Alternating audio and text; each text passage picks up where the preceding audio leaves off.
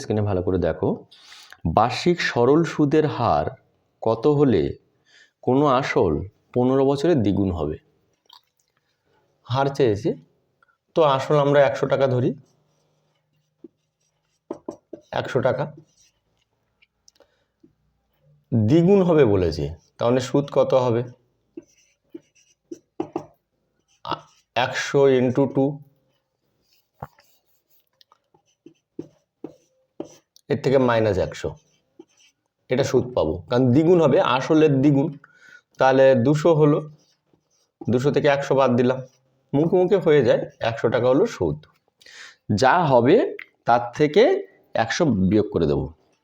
কত বছর ধরে হয়েছে? 15 বছর ধরে। তাহলে হার মানে কি 1 বছরে কত?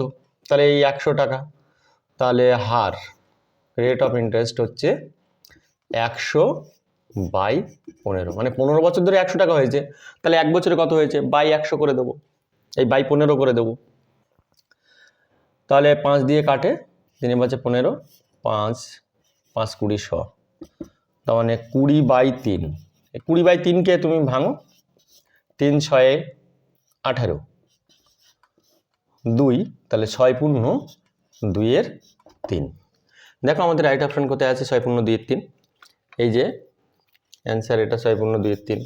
তার মানে আমাদের রাইট অপশন হলো সি। বুঝতে না পারলে বলো।